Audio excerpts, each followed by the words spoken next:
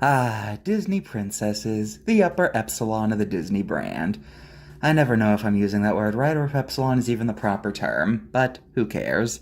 This is one of Disney's biggest money makers, and as of now, the 13 princesses are some of the most well-known characters of the company. Their faces get slapped on anything that they think they can market to little girls. But not every character can end up being a Disney princess, as it's a rather elite class of character. But why are some characters not a part of this brand? Well, that's what this video is looking at, the characters who aren't Disney princesses for whatever reason. I do have one rule, though. I'm not talking about every female Disney characters, then we'd be here all day, and it would just be a bunch of, so that's why this one background fish from Finding Nemo isn't a Disney princess. I'm only talking about the especially notable characters, whether they be royalty but not part of the brand, characters that used to be princesses, or characters who've been associated with the princesses before but have never been officially princesses, in some cases not even princesses period. You know how it is, they're allowed in the dining room, but they can't sit at the table. Is that a good metaphor? I don't know. So yeah, I'll be looking at the history of them as a character, and then we'll see why they're not part of the brand. Sound good? Good. Let's begin. I'm Catherine Shipier, and these are the Pseudo-Disney Princesses. Taking over for Garrett today, he's busy getting his stomach pumped. Turns out that, those pellets were not meant for human consumption, and, you don't want to get into the details, it's rather gross. Well, let's just get into this.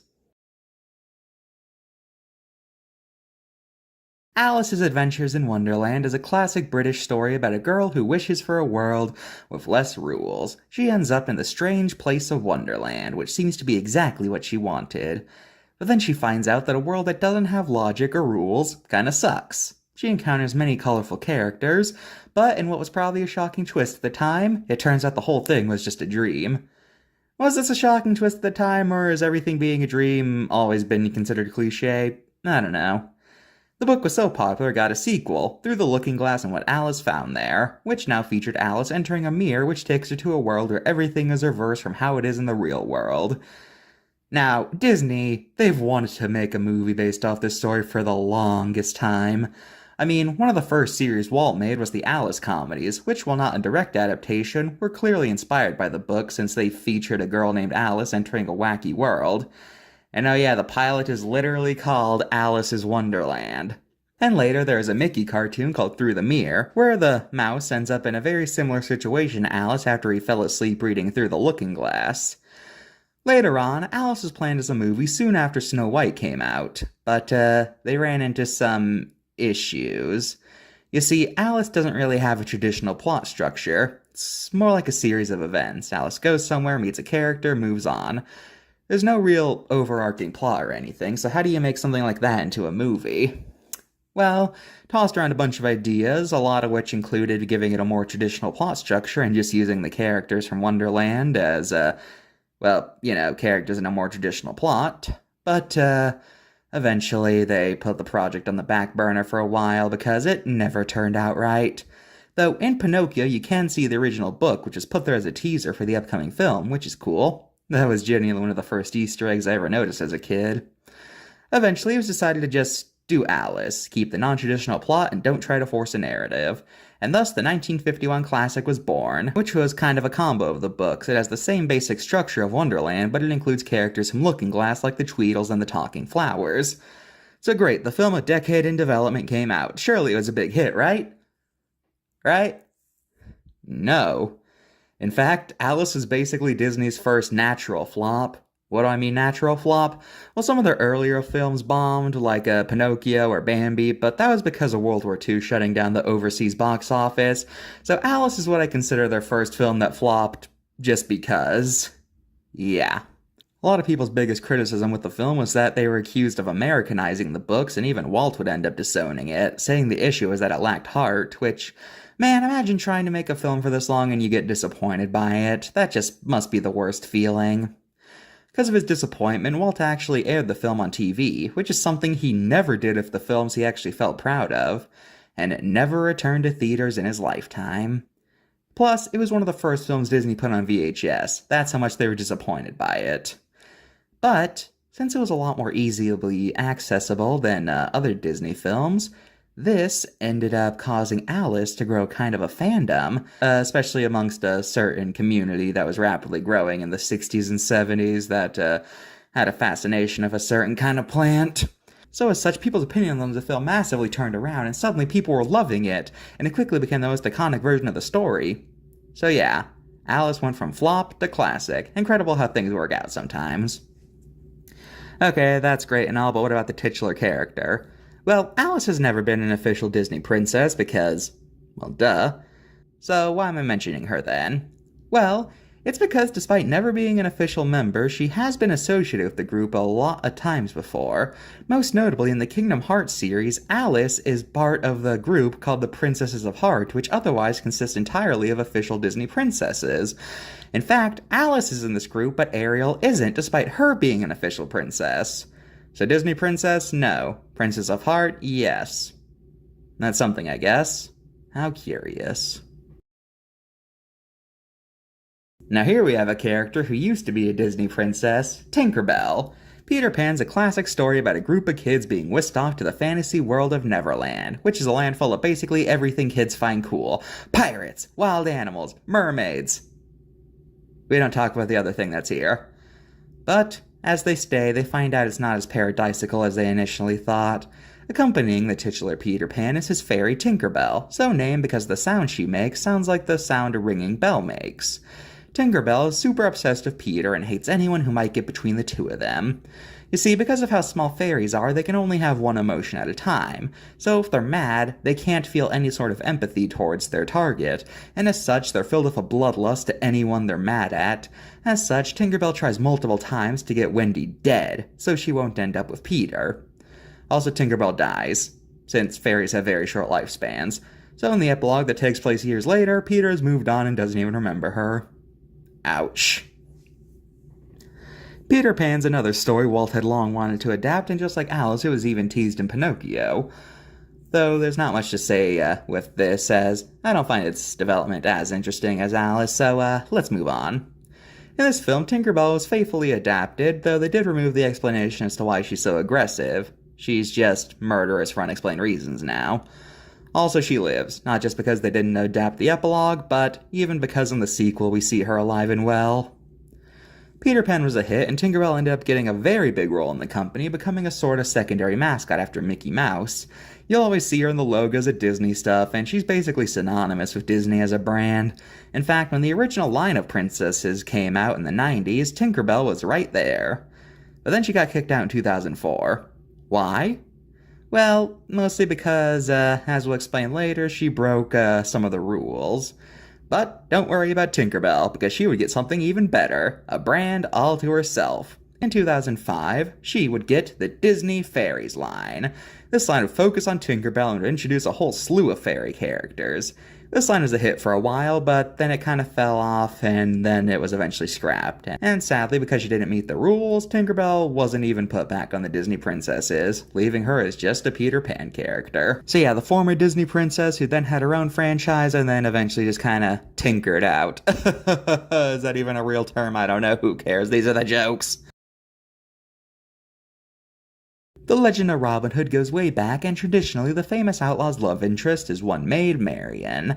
When Disney made their Robin Hood adaptation, all the characters were turned into animals, with both the main character and Marian being turned into foxes. In this version of the tale, Maid Marian is the niece of Prince John, who is a lion, and yet she's not a lion. I don't get the genetics here, but whatever. Anyways, Robin Hood was a decent success, and yet despite being some sort of royalty, I don't know what Prince's niece would make you, but there's a reason she didn't make the cut for Disney princesses. She's not human. Yup, you have to either be human or become human to be a Disney princess. So the fox didn't have a chance. How sad. I couldn't think of a pun to end this section off.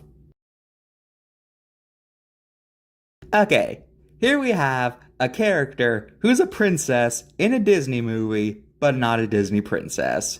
Princess Alanwi from the Black Cauldron, I think that's how you pronounce it.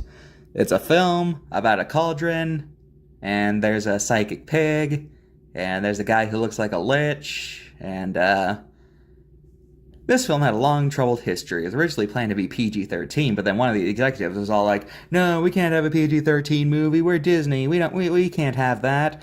So the film was massively trimmed down to get it down to a PG rating. But this was still pretty shocking at the time, since this was before every film was rated PG. So Disney making a PG film, that was pretty shocking at the time. Anyway, why is a princess in a Disney movie not a princess? Well, put simply, money. Yep, Black Cauldron was a failure both critically and financially, so as such, it had basically no marketability in the long run. So putting Elanwi in the princess line would not be good financially. Sad but true, money can often be a deciding factor on who's a Disney princess, and Elanwi just didn't get enough to justify being in the group. I'm sure all 10 Black Cauldron fans are very upset about this. Lion King, highest grossing 2D animated film, one of Disney's most beloved movies. Yes sirree. This film was loosely inspired by Hamlet, both being stories where a guy's dad is killed by their uncle and now they gotta take him out. Also, they're visited by their dad's ghost. Most of the cast of Hamlet has an equivalent in The Lion King, and the one filling the role of Hamlet's love interest, Ophelia, was Nala, who would act as the love interest for our Hamlet equivalent, Simba. In the film, Nala and Simba are childhood friends, but after Simba's banishment, she ends up coming across him years later, where she tells him how horrible things are back in the kingdom under the new rule, but Simba refuses to go back until his father's ghost comes down to him and tells him to fulfill his destiny. So, Simba returns, takes his place as king, and he and Nala have a daughter together. The end. Now, Nala, being the maid of Simba, who's the king of the lions, would be the Lion Queen, right? So that's kind of royalty, right? But, like Maid Marian, she's an animal. And she's not even anthropomorphic, so if the fox didn't stand a chance, what chance did the lion have? Yep. Simple as that. Talking lion, not human. Yeah, she definitely got screwed out of the lion's share. That was a terrible pun, I apologize. Here we have another former princess. Hunchback of Notre Dame is a classic piece of French literature where a young girl named Esmeralda catches the sight of the local priest Claude Frollo, who wants her for himself. Luckily, she befriends the bell ringer, the titular hunchback Quasimodo, and he tries to protect her. Keyword, tries, as at the end, Frollo lures Esmeralda outside the church, and he has her hanged. Now, this story was definitely an interesting choice to make into a Disney film, but they did it, and it ended up being considered one of their darkest films. In this film, Esmeralda lives, but she's almost executed, though in this version, her death sentence is being burned at the stake instead of hanging. Maybe because it's a more believable thing to survive than hanging, maybe hanging wasn't family-friendly enough, or maybe they just wanted to evoke a witch burning. Who knows? Anyway, Esmeralda lives. Yay. There's also another aspect about her that Disney changed due to how it had some, yikes implications. You see, in the book, Esmeralda wasn't actually Romani. She was kidnapped by them, and yeah, that's all I'm gonna say. This has been pretty much ignored by every adaptation for obvious reasons, so, yeah, let's move on. Anyways, Esmeralda was initially part of the lineup, but then she was removed. Why? Probably because Hunchback isn't as marketable as the other films, or maybe she just didn't sell as well as the others, or maybe she just failed the requirements. Not a princess, and she does do some heroic things, but it probably wasn't considered to be the same level as Mulan, so yeah, she didn't meet the cut.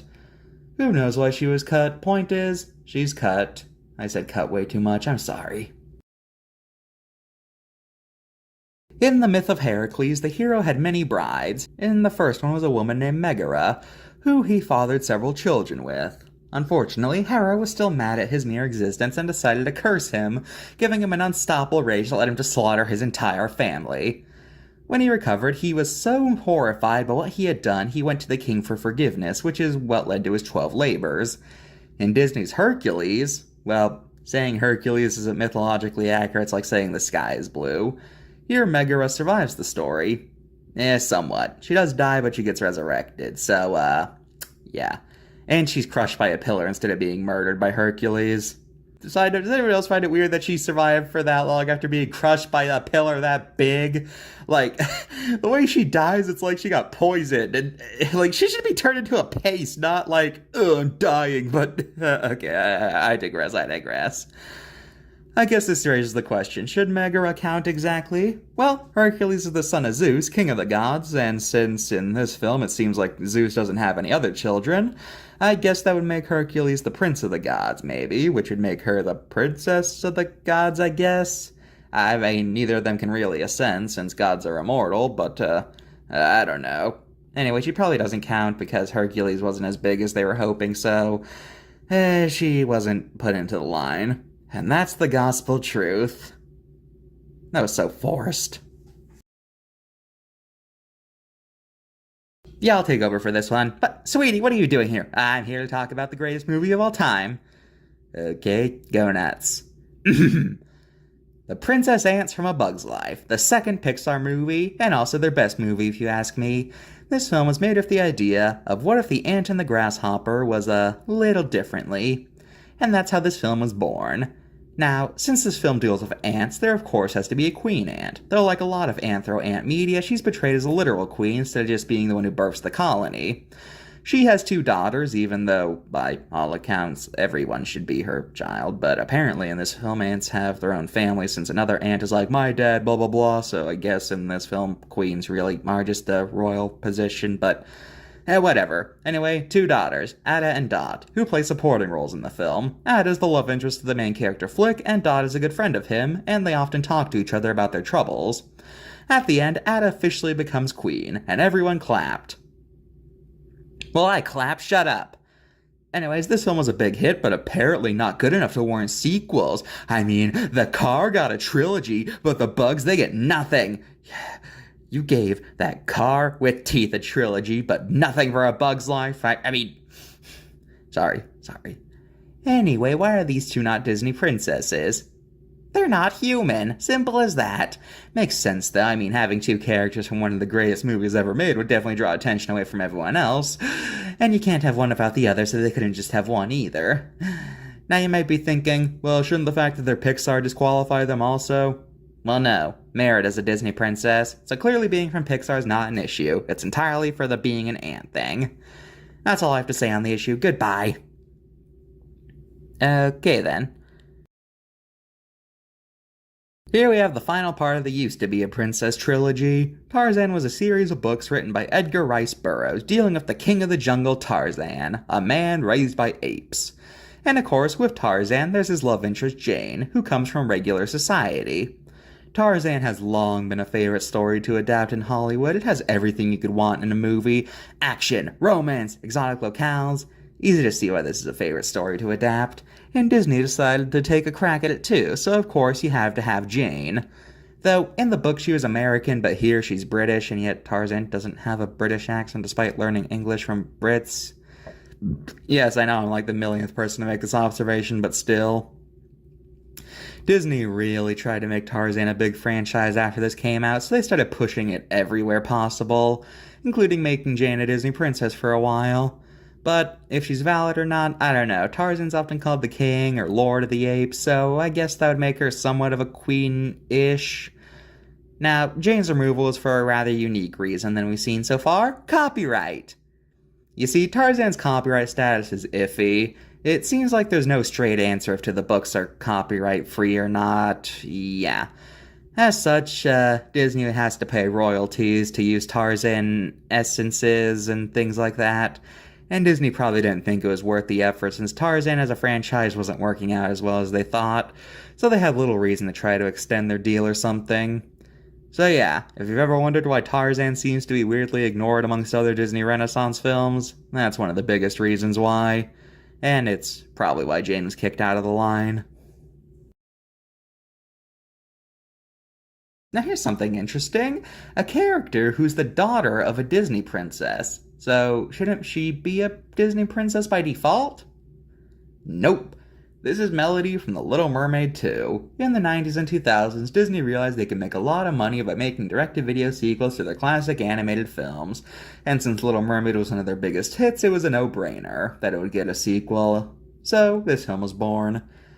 In this movie, Ariel has a daughter named Melody who kinda has the opposite problem as her mother. She's on land, but she's obsessed with the ocean. So stuff happens, and yeah. This film, like all of the direct-to-video sequels, received some pretty bad reviews. But like the others, it sold well. After all, there's a reason they made so many of these. They obviously turned a profit.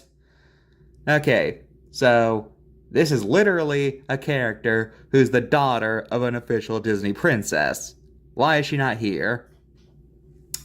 Well, here's the thing. You see, you can't be from a sequel. Yeah, that's literally a rule they have. Ouch. Hey, here's a fun story about Disney princesses and children. In Fantasia 2000, there was originally going to be a segment that featured all the Disney princesses getting married, all visibly pregnant. But it was cut for 3 reasons. 1, the fact that they were all getting married at the same time and looked to all be equally pregnant made it look like they were part of a cult. I'm not kidding. 2, they didn't want to imply that, you know. And 3, a lot of Disney princesses are underage, so, yeah. This was scrapped, though. For some reason, Ariel was allowed to have a daughter, and she remains the only Disney princess to officially have a kid, not counting descendants. I don't know why she was okay to have a child, but whatever. I'm not losing sleep over this question. Atlantis, a cult classic film. In this film, the princess of Atlantis is Kida, who is a good few thousand years old and was a young child when Atlantis sank. At the end of the film, due to her father's death, Kida becomes queen. Okay, another princess from Disney who's not a Disney princess. Why? Same reason as Eloise. Atlantis, box office bomb. So Disney, they saw no reason to put a character from an unsuccessful film on the line. Sad but true. But hey, don't worry, Atlantis got a direct-to-video sequel that's just a bunch of cobbled-up episodes from a TV show that never came out. Yay? Enchanted is a sort of self-parody of a Disney film, basically showing how classic Disney elements would actually be treated in the real world. The main character of this film is Giselle, who starts the film as your pretty stereotypical Disney princess, but after ending up in the real world, she ends up becoming a much more three-dimensional person, literally and figuratively. Now, Giselle was planned to be a Disney princess, but with her, there were licensing issues. You see, most Disney princesses are fully animated, so they can do whatever they want with them. But, due to being a hybrid film, Giselle had to look pretty much the same in both art styles, which means that she had to look like her actor, Amy Adams, and because of that, in order to use Giselle, they would have to pay likenesses to her, and Disney didn't think it was worth the effort. So as such, Giselle was never made part of the lineup officially because Disney didn't want to have to pay more money. It's the same reason why their live-action remakes stop getting stuff after the film goes to video. They'd have to pay the actors' likenesses, so it's cheaper to use the animated versions. Yeah. So poor Giselle didn't make the cut for monetary reasons. Oof. Anyone else find 2012 a weird year for Disney and Pixar? I mean, Pixar made a princess film, and Disney made a film about what something does when humans aren't around. Did they, have a bet to see if they could make each other's films? Whatever. Anyway, Wreck-It Ralph, the story of a video game character who is forced to be the bad guy in his game and wants to prove he's the good guy. To do that, he ends up taking a medal from another game. But he ends up crashing into a game called Sugar Rush, where his medal is stolen by a young girl named Vanellope von Schweetz, who mistakes the medal for a coin and uses it to buy her way into a race. So the two have to team up to make Vanellope a good racer so she can win the medal back and Ralph can prove he's a hero. For most of the film, Vanellope's thought to be a glitch entity, who wasn't supposed to exist, kind of like Missing No. But as we find out, she was a proper character, but the villain of the film tried to delete her, which led to her glitchy nature. At the end, after the game gets reset, we find out that Vanellope actually is a princess and the proper ruler of the game, but she decides that being a glitch is more fun, since it helps her race, and instead of being a princess, she decides that she's president instead. So, did Vanellope make the cut for Disney Princess? No. And to be honest, I genuinely cannot find a reason why. She fits basically every requirement, but she just never made the lineup. And I can't figure out why. She did meet the Disney princesses though, so that's something. Now I'm sure just by seeing those names you're like, what? Of course they're Disney princesses. Well, guess what? Officially, they're not. Let's talk about that. Hans Christian Andersen's The Snow Queen is a story that Disney had long wanted to make a film about, but they always ran into issues, mostly because of the film's titular character. You see, despite being the title character, the Snow Queen is barely in the book. So, yeah, for decades they were puzzled about how to do a film of this book, but they eventually did it and made Frozen. A very, very, very, very, very, very, very, very, very, very, very, very loose adaptation. Like, genuinely the only commonality is that they have a princess of ice powers. I'm not going to sum up Frozen, since, well, everyone's seen this movie, we all know how it goes. Blah blah blah, two sisters, one has magic, she gets mad, runs away, have to hunt her down, or else winter will be forever, family love, the end. I don't need to tell you how successful Frozen was, so if that's the case, why do these films' two leads not make it in? Well, it's because they had the exact opposite problem as some of the characters who didn't make the cut. Their movie was too successful. Yeah, because Frozen made a killing both in the box office and merchandise, Disney realized that it would actually be a pretty bad thing if they only focused on two characters from this movie in a different lineup. Because if they only ever focused on Elsa and Anna, what about all the money they could make from Olaf merchandise? So yeah, being a Disney princess would actually be a downside to them. So, yeah, to be a Disney princess, you have to make just the right amount of money. Not too much, not too little. Though, despite not being official members, they are frequently shown along with the brand, so that's a thing. Time will only tell who the next Disney princess is. Who knows if Asha will make the cut. Her film was kind of a underwhelming thing for Disney, so who knows if she'll make the cut. Yeah. Well, we'll see what the future holds. Goodbye, everybody. And, Mr.G should be better soon. I hope. Goodbye.